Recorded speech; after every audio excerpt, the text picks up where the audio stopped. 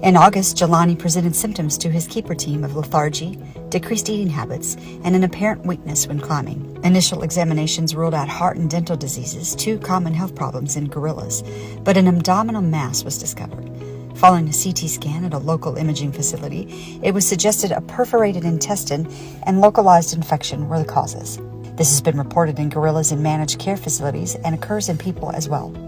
The zoo's Animal Health Care Center will consult with human health care practitioners, particularly on primate cases, as was the case with Jelani. The zoo's senior veterinarian, Dr. Zoli Jamesi, confirmed with Baptist Health of Louisville General Surgeon Dr. Richard Percorni, who gathered his surgical team last week and performed an appendectomy on Jelani. The CT scan revealed that the abdominal mass we were palpating in Jelani was an infection, a localized infection associated with probably a perforated intestine. We were pleasantly surprised with surgery that the mass was associated with a ruptured appendix, and therefore an appendectomy was indicated rather than bowel resection and reattachment, which is a bigger process and a more difficult situation with a longer recovery.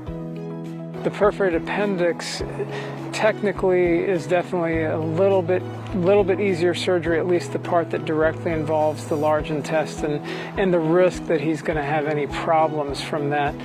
If it had been a perforated large intestine, that would have been the worst case scenario because that would have led to much higher chance of problems. Had it been a perforated small intestine, it would have been somewhere in between the risk of a large intestine perforation and the risk of an appendix perforation. So probably the best case scenario for him.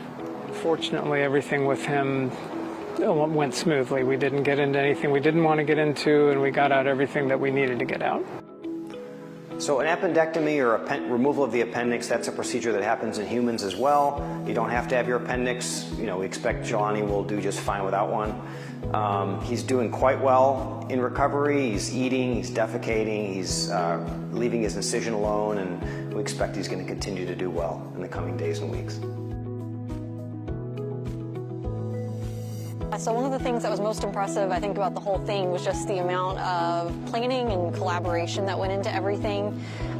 So from a planning standpoint, the vets and Zoli from the zoo here, they helped us find resources, case reports of this that were really helpful. They helped us find what literature we could find about the anatomy of a gorilla in the abdomen, which was incredibly helpful. And probably the most significant thing I learned, which is not shocking, is just how well cared for and how much the staff at the zoo cares for these animals. It's overwhelming. It's wonderful.